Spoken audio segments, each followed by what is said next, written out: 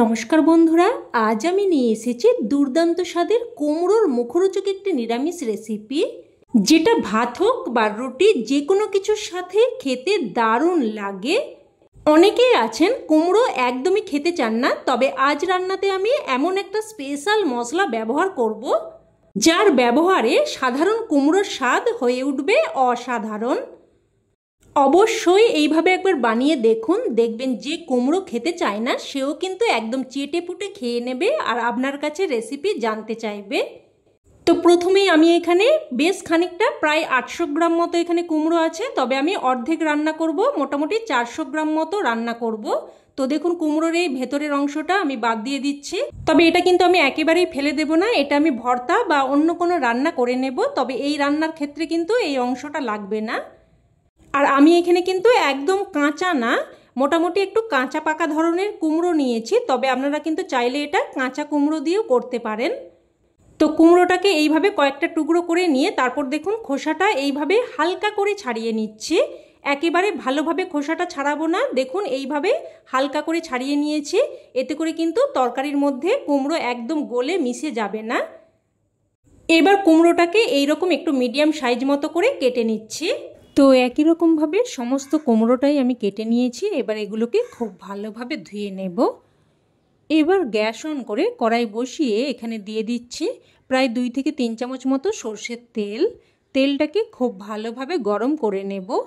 তেল ভালোভাবে গরম হয়ে আসলে এখানে দিয়ে দিলাম কয়েকটা বিউলির ডালের বড়ি, তবে আপনারা কিন্তু যে কোনো ডালের বড়ি দিয়ে এই রান্নাটা করতে পারেন।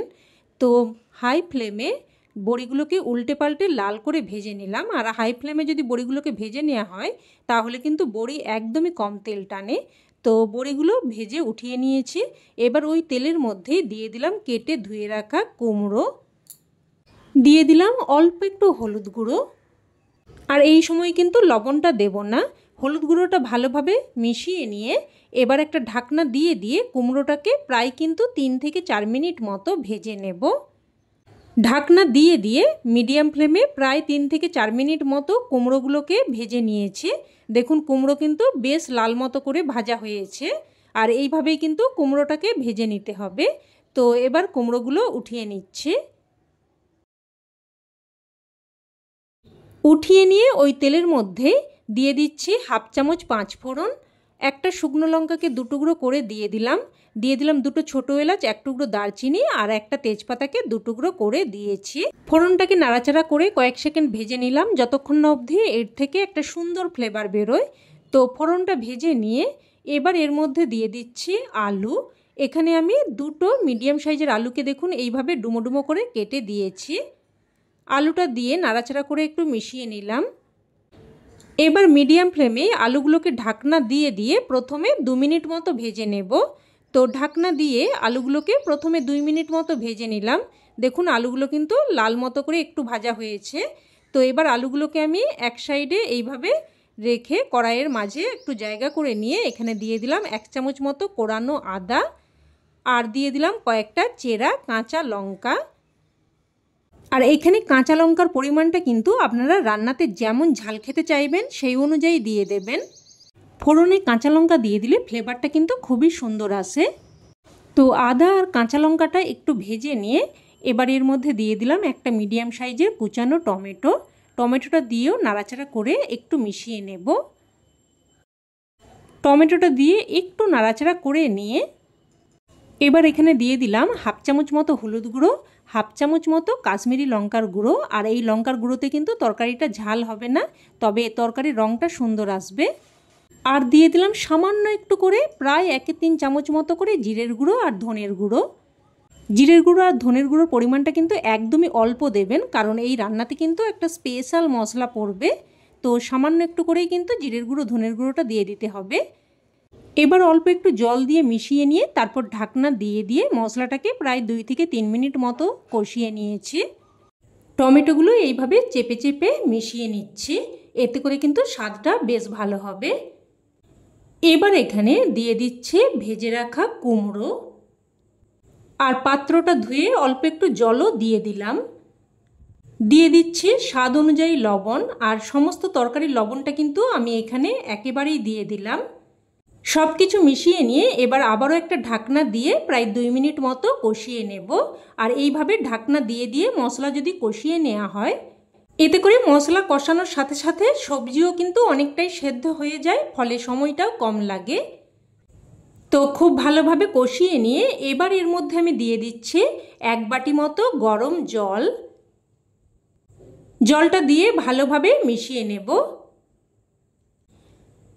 মিশিয়ে নিয়ে এবার একটা ঢাকনা দিয়ে মিডিয়াম ফ্লেমে প্রায় 5 থেকে 6 মিনিট মতো রান্না করে নেব। আর এই সময় এই রান্নার স্পেশাল সেই সিক্রেট মশলা তৈরি করে নেব।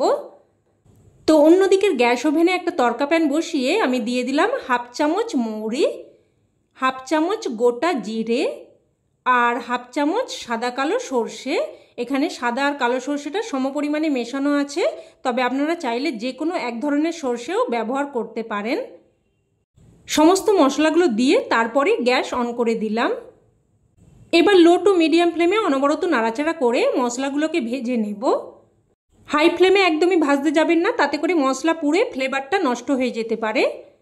একটুক্ষণ নাড়াচাড়া করলেই দেখবেন মশলাগুলো চিটপিট করে ফুটতে শুরু করবে আর একটা সুন্দর ফ্লেভার বেরোতে শুরু করবে। আর ততক্ষণ অবধিই কিন্তু ভেজে নিতে হবে। তো দেখুন মশলাগুলো ভেজে নিয়েছি, এবার এটাকে কিন্তু সাথে সাথেই নামিয়ে নিতে হবে, না হলে কিন্তু মশলা বেশি পরিমাণ পুড়ে যেতে পারে। তো সাথে সাথেই নামিয়ে নিয়ে এবার মশলাটাকে একটু ঠান্ডা করে নিয়ে তারপরে এইভাবে একটু দানা মতো রেখে গুঁড়ো করে নিয়েছি। এবার এই মশলাটাকে এক সাইডে রেখে দিলাম। আর এদিকে কিন্তু মিডিয়াম ফ্লেমে প্রায় 5 থেকে 6 মিনিট মতো রান্না করে নিয়েছি। আর দেখে নেব এবার আলু কুমড়ো ভালোভাবে সেদ্ধ হয়েছে কিনা। তো দেখুন আলু কুমড়ো সব কিছুই কিন্তু একদম ভালো মতো সেদ্ধ হয়ে গেছে। এবার এখানে দিয়ে দিচ্ছি অল্প একটু চিনি, এতে করে স্বাদটা সুন্দরভাবে ব্যালেন্স হবে আর খেতেও কিন্তু খুবই ভালো লাগবে। চিনিটা মিশিয়ে নিয়ে এবার এখানে ভেজে রাখা বড়ি আর যে মশলাটা আমি ভেজে গুঁড়ো করে রেখেছিলাম ওই মশলাটাও একই সময়ে দিয়ে দিচ্ছি। তবে ভাজা মশলাটা দেওয়ার সময় ভুলবশত ক্যামেরা বন্ধ হয়ে গিয়েছিল, তাই কিন্তু এটা ভিডিওর মধ্যে দেখাতে পারলাম না। আমি স্ক্রিনের মধ্যে ভাজা মশলাটা দেখিয়ে আপনাদের বোঝানোর চেষ্টা করেছি, তবুও যদি অসুবিধে হয় আপনারা কিন্তু আমাকে কমেন্ট করতে পারেন। বড়ি আর ভাজা মশলাটা দিয়ে মিশিয়ে নিয়ে তারপর একটা ঢাকনা দিয়ে জাস্ট 2 মিনিট মতো রান্না করে নিয়ে তারপর কিছু কুচানো ধনেপাতা দিয়ে মিশিয়ে নিয়েছে। এবার গ্যাসের ফ্লেম বন্ধ করে একটা ঢাকনা দিয়ে স্ট্যান্ডিং টাইমে রেখে দিলেই রান্না কিন্তু একদম তৈরি। এবার এটা গরম ভাত বা রুটি যে কোনো কিছুর সাথে পরিবেশন করতে পারেন, খেতে কিন্তু জাস্ট ফাটাফাটি লাগে। একদম স্বাদে গন্ধে ভরপুর কুমড়োর একটি নিরামিষ রেসিপি। অবশ্যই এইভাবে একবার বানিয়ে দেখুন, আর আমার 100% বিশ্বাস খেয়ে আপনাদেরও খুবই ভালো লাগবে। তো রেসিপি ভালো লেগে থাকলে লাইক কমেন্ট শেয়ার করবেন, আর চ্যানেলের নতুন বন্ধু হয়ে থাকলে চ্যানেলটিকে অবশ্যই করে সাবস্ক্রাইব করে নেবেন। তো আজ এই অবধি, আবারও অন্য কোনো রেসিপিতে দেখা হবে। ততক্ষণে ভালো থাকবেন, সুস্থ থাকবেন, আর সকলকে ধন্যবাদ।